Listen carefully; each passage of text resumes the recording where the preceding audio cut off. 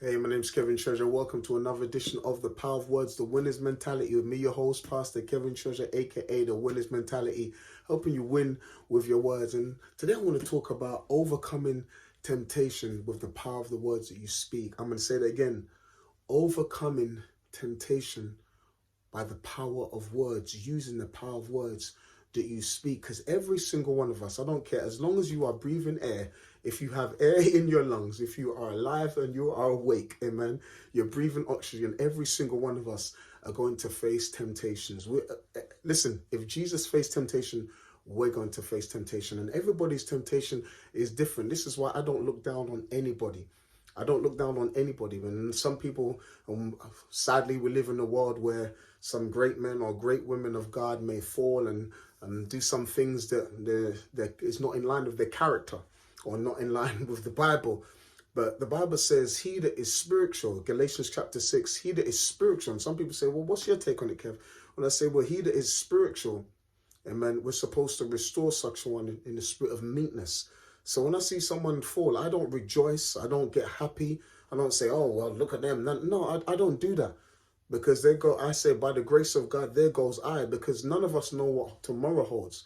So we've got to show grace and mercy. Because all of us who say we're named by the name of Christ, all we want to do is live to please God. Amen. And make it to hear, well done, O good and faithful servant. Are we going to fall down? Yes. Are we going to make mistakes? Yes. Some may be bigger than others. But listen to me, we're all working our way to perfection, maturity.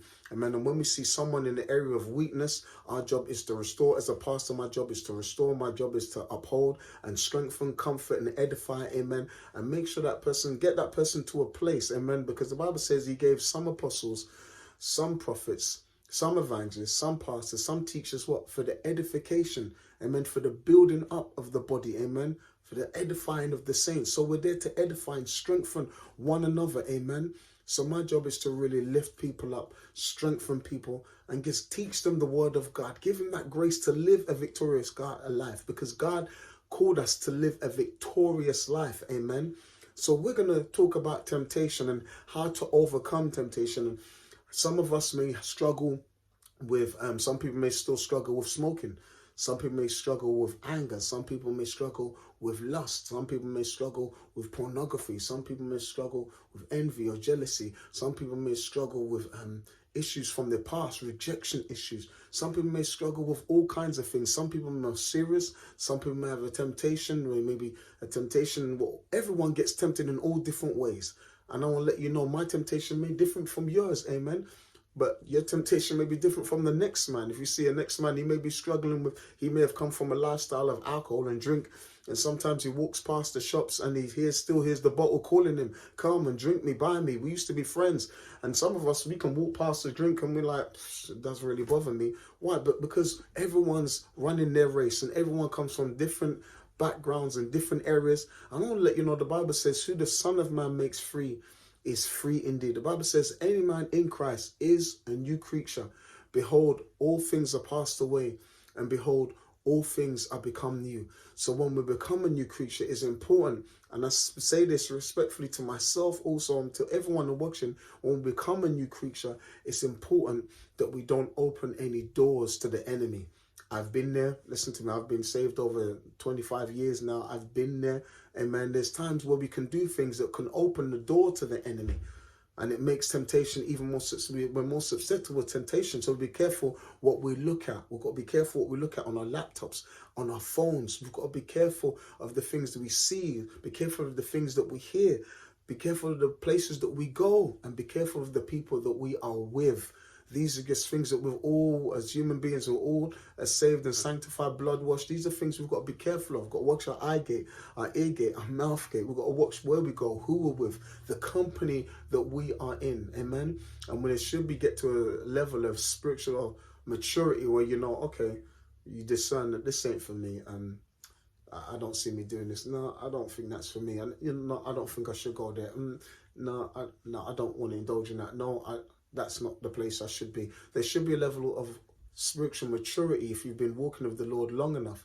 But for some of us that are still getting on our feet, taking baby steps, and I don't know how long you've been saved, but your just desire is to walk holy and walk uprightly. I want to help someone today. And this is how the Lord taught me, and it's biblical. And we got to go into Matthew. Matthew, let's go right here. Matthew.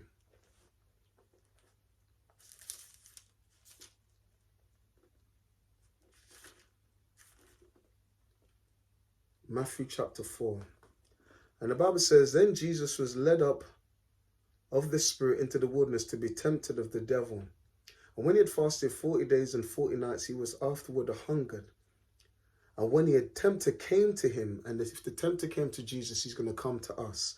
When the tempter came to him, he said, if thou be the Son of God, he will always come with suggestions.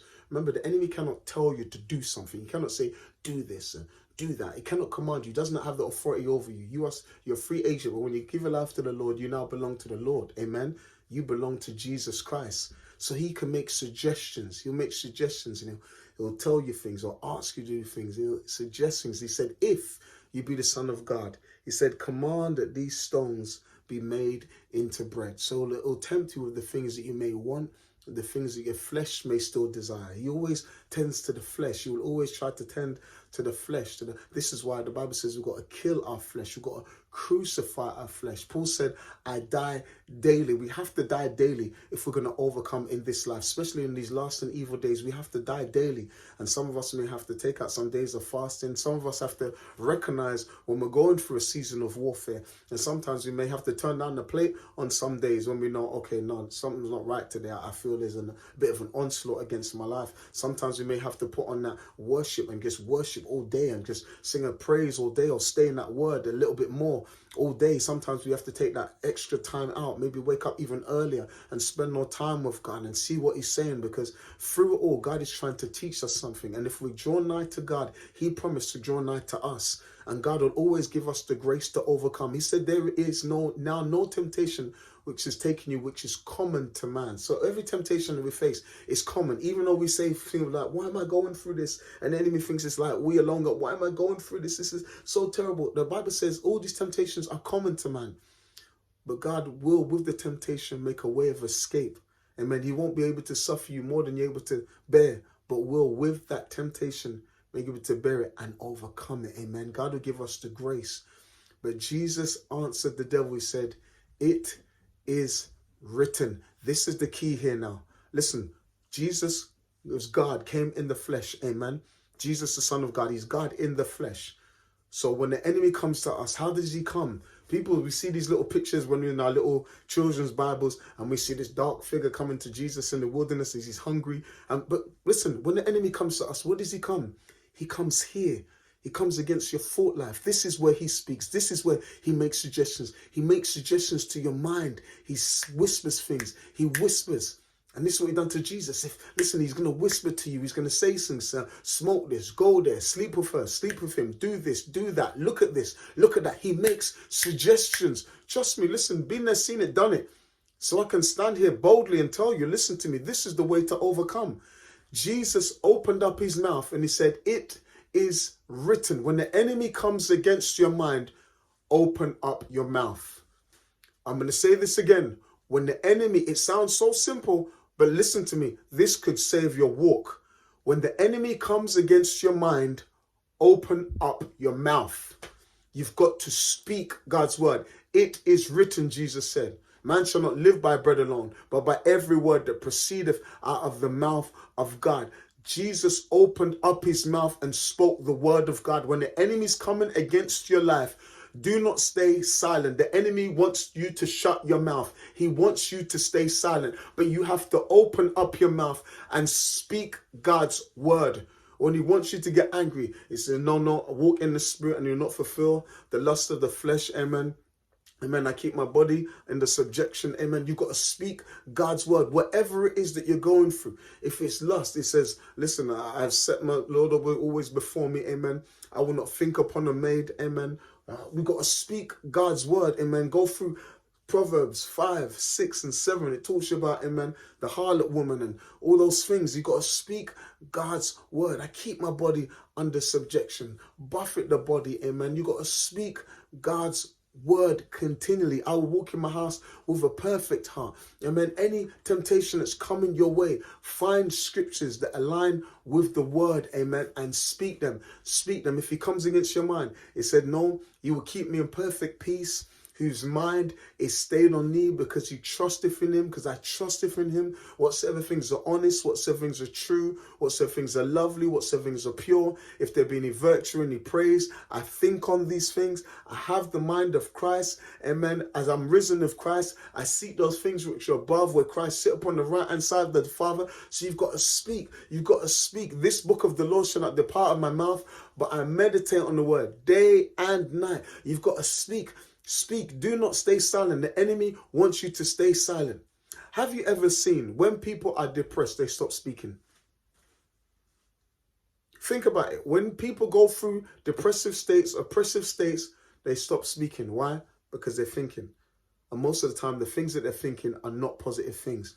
And they come and they let the enemy give all these suggestions. Oh, you're a failure. Oh, you done this. Oh, you never make it. God doesn't love you. He doesn't love you. People are talking about you. You're a failure. You can't make it. Why did you start this race? God doesn't love you. He's looking at that. And all these things. And they sit there and they stay quiet and they just let the enemy pound their mind with all these things that shouldn't be going through their mind. You have to fight back, and you fight back by speaking the word of God. And you speak the word of boldness and authority. And you keep doing that for 5-10 minutes. Listen to me. The Bible says, submit yourself to God.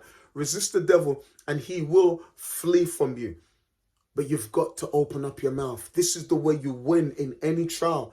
Do not stay silent. The enemy is trying to muzzle the mouth of many of God's people in this season. But I decree and I declare that your mouth will not stay silent. Your mouth will not be closed in this season. In the name of Jesus. This is why the psalmist says, my mouth is enlarged over my enemies. Amen. You've got to speak. The Bible says, no weapon formed against me shall prosper, and every tongue, amen, you will condemn it. You will confound it. How? By speaking against what was spoken against you.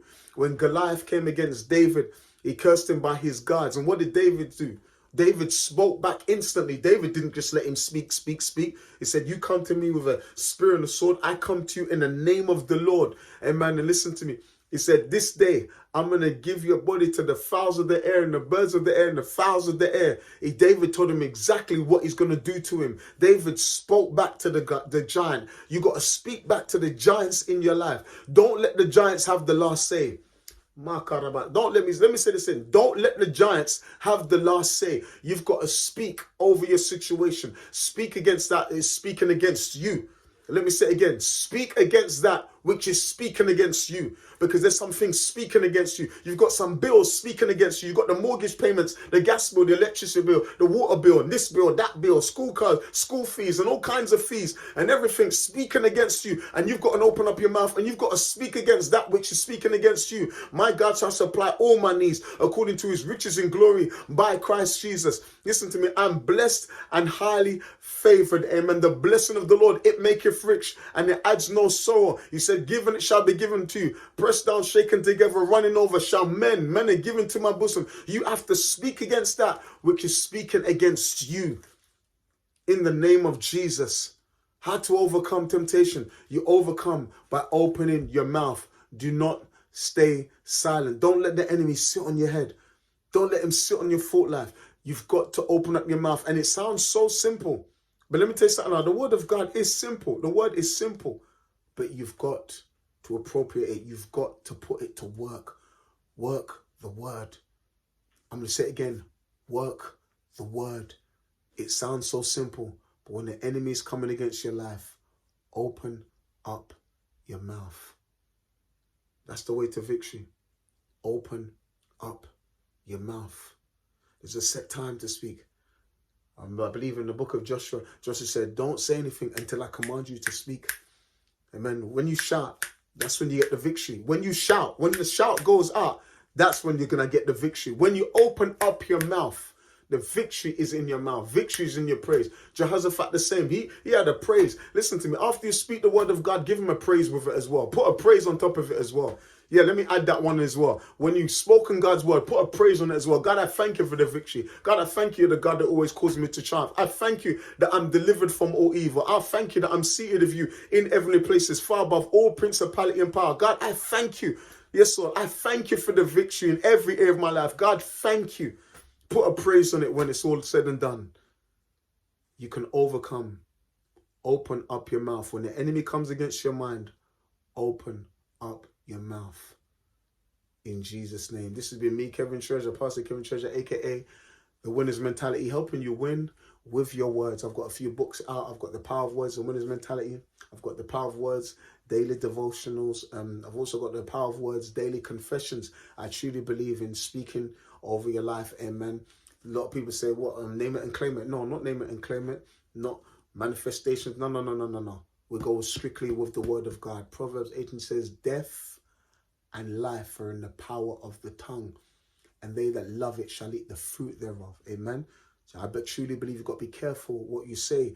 But Psalmist says, and Peter repeats it, he that will love life and see many days, let him refrain his tongue from evil and his lips from speaking guile. So why is he saying that? Because if you want long life, listen to me, don't speak evil. If you want to see good days, don't speak guile, don't speak evil. Because if you speak evil, you're going to get evil and you're going to shorten your days. Amen. Mark 11, 23, 24. Amen. I will say unto you, not only to this fig tree, but whoever shall say unto this mountain, I don't know what mountain is in your life, hence and be removed and be cast into the sea, and do not doubt in your heart, but believe that those things that he saith shall come to pass. Not what he prayeth, what he saith shall come to pass. He shall have whatsoever he saith. This is the word of God. Always speak life over your life. I'm going to say it again. Always speak life over your life. In Jesus' name. This has been me, Kevin Treasure. I'm out. Be blessed. You can overcome. Speak God's word. Be blessed.